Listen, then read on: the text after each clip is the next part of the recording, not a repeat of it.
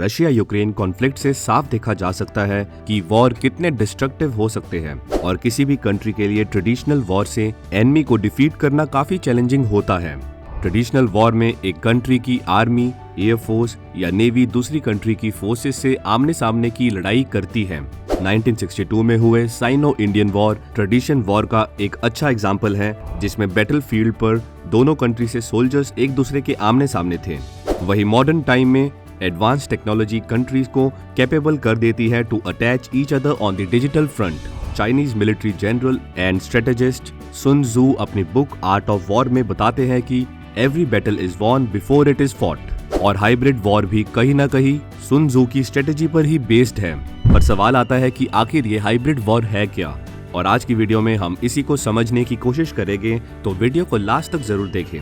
US centre for strategic and international studies के according hybrid warfare उन सभी range of actions और strategy को बोला जा सकता है जिससे एक कंट्री को दूसरी कंट्री पर टैक्टिकल एडवांटेज मिल सके।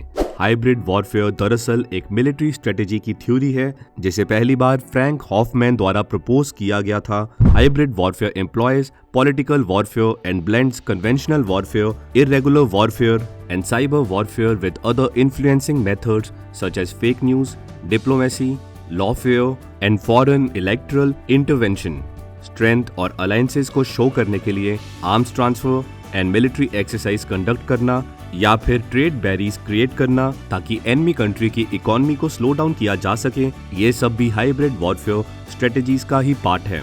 हाइब्रिड वॉरफेयर में कुछ और टैक्टिक्स हैं जो किसी दूसरी कंट्री को काफी डीपली इंपैक्ट कर सकती है।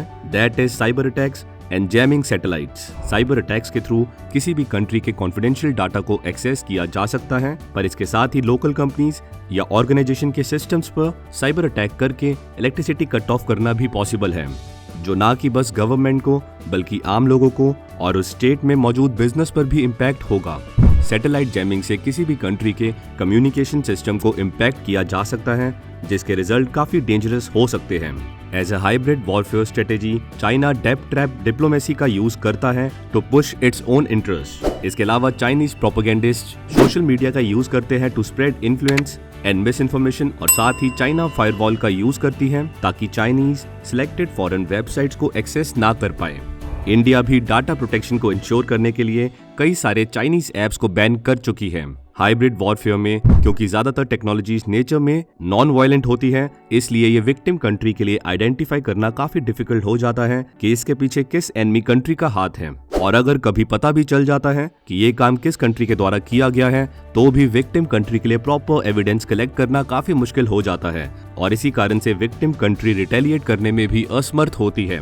तो अब आप सभी समझ ही गए होंगे कि आज की डेट में बस स्ट्रॉन्ग मिलिट्री पावर होना ही काफी नहीं है, बल्कि हाइब्रिड वॉरफेयर से होने वाले थ्रेट से कैसे बचा जाए और इसे यूज करके कैसे टैक्टिकल एडवांटेज अचीव किया जाए, ये भी जरूरी है।